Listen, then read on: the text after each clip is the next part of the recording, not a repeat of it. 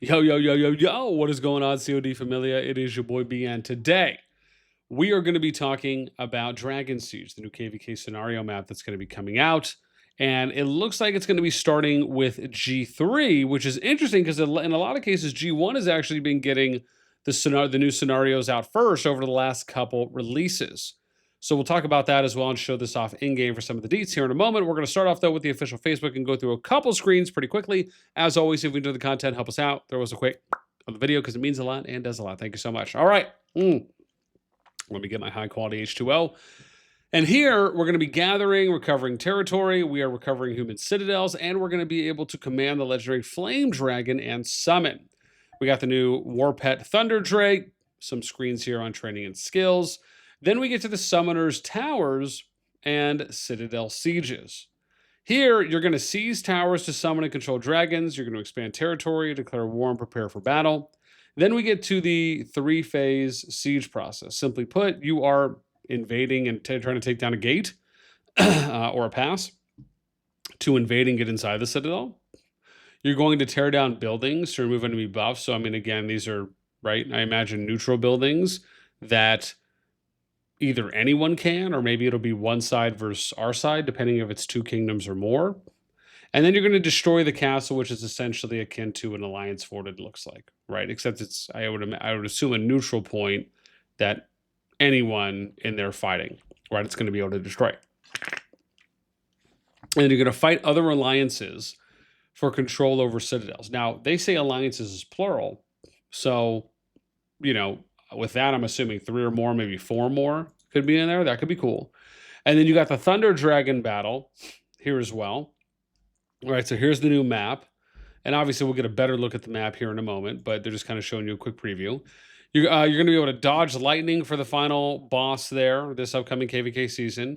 Breaking defenses. Again, they did preview this as well in the NYC meetup. For some of you that watched the video, you've probably already seen some of the interaction from the Thunder Dragon.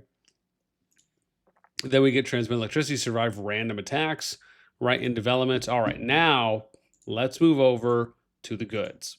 So this is here. I'm in 519 right now. So if we zoom all the way out, you can see if we go Season of Strife pre-war, all the kingdoms here, I assume, which again, there's a lot, are most likely going to end up going, right? Because I'm on my matchmaking a couple days, done, right? It says 3 days, 10 hours.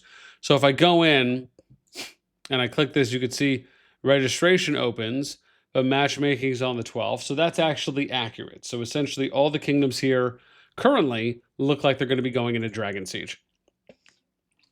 Registration opens in a day and 10 hours. So maybe we'll actually cover this potentially. It's a 4-camp season. Let's take a look at some details, right? So here we go. We got basic stuff that you're ending with. Citadel. So here it is. Phase 1, Purify Behemoths. Phase 2, recapture passes and Darklings. Phase 3, recapture citadels controlled by dark forces and forge a path toward the territory of the Thunder Dragon. And then you got defeat the Thunder Dragon, right? So kind of an extra step, I guess. Season features. The power of darkness has traveled, right? Returning the days. Here we go. Lords across the realms must set off from 4 different regions, recapturing fallen citadels and defeating powerful Thunder Dragon to restore order and glory to Jargand. Season War Pet is Thunder Drake. Citadel Sieges. Carving out territories, these citadels allow you to defend important locations as well as push further into enemy lands, making them a crucial strategic asset. Summoner's Towers. The Flame Dragon's soul has been scattered across the land, imprisoned in towers by dark forces. Drive out the Darklings occupying Summoner's Towers to summon and control dragons on the battlefield. Raining destruction. Oh, that's cool. So it's kind of almost going to work maybe like a Barb Fort, but except you just kind of get the extra bonus of summoning something. Spires. And then we'll have some new policies. Now, let's take a look at what I think I'm probably most excited for, which is the season map. Now, I always say that, but I still want to see how things are going to play out. Now, in this season, obviously, we'll take a look at the map once the new season starts, and we'll cover it. However, to me, this looks like there's always the chance and the opportunity of having a guaranteed final zone berth. It looks like we have probably what is going to be a zone 2 here in the middle, and then zone 3s will probably be on the outside potentially. Unless they just open up all these and say we're just going to open them up at the same time. But I would imagine maybe it's like maybe it's zone 2 north south, and then zone 3 east west, and then you get the zone 4 here, and then zone 5 in the middle. Unless they opt to open up all of these at the same time. I mean, maybe if that's the case, then it's the zone 2, 3, and 4. And then, of course, as always, how's the zone 3 going to play out? Is there going to be a cross zone 3 pass that'll be adjacent, letting you get in? Will it go from zone 2 into zone 3 like this particular season that we're seeing with our OTD? Right, that's what we're going to have to wait to find out. Now, I will say, when it comes to the new season itself, I am interested. I am pretty interested to see how the new Flame Dragon controls for the Behemoth is going to play out. Are we going to see more Behemoth play? I mean, keep in mind, when you're watching KvKs nowadays, you're not really seeing. I couldn't even tell you the last time I saw someone summon a Behemoth in a top KvK, during like peak fighting, right? Out in just no man's land. Now, obviously, some of that is due just to limitations and capabilities at the moment of where you can and cannot summon a Behemoth. However, would I like the idea of just generally being able to summon a Behemoth,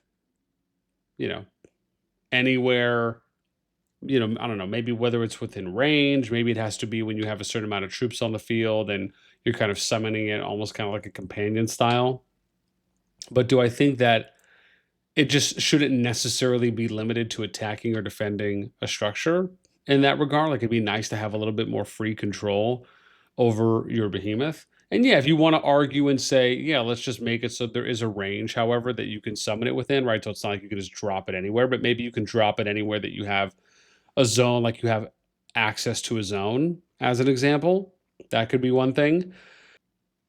Again, there are, you can kind of have both sides of it. Like, some people might even make the argument of saying, well, what if I could summon a Behemoth anywhere in a zone that I have access to, but, I'm summoning a Behemoth on the opposite side of the zone and I'm just attacking my opponent's, all their troops or something. Like, I'm just kind of doing like a quick drop.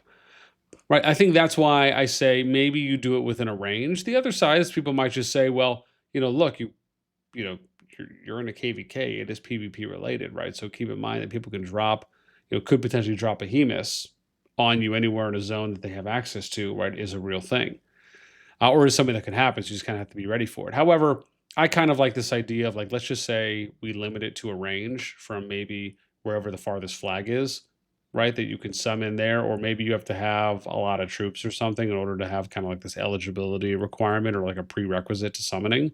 Who knows? But do I think that you should, at least once you summon it, kind of be able to move it around anywhere within that zone that you have access to? Absolutely.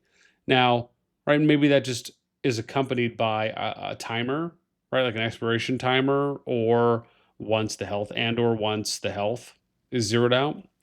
But I do think it's going to be interesting to see the Flame Dragon plays. And hopefully this is a season where we almost look to resurge the excitement around Behemoths a lot more.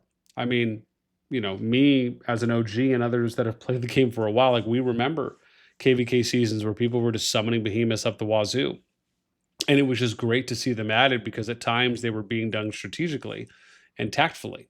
And so, it was nice to kind of be able to see, I guess, in simple terms, the game being played out with all of its capabilities on display. And this is even back when, barricades and turrets were ruling the field, right? Which, again, people have their own thoughts, give or take, on which one you're talking about. But yeah, I'd like to see Behemoths make a comeback. And hopefully this is a KvK season and storyline that will be a start to that.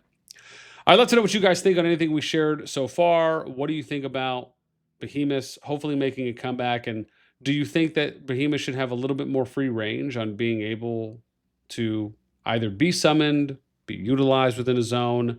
What do you think the capabilities of those should be? But I am very much excited to see what the season brings us. Of course, I can't wait to see exactly how the map layout plays out. And we'll see. And of course, as always, go from there. That's it for me. Until next time, we'll catch you later.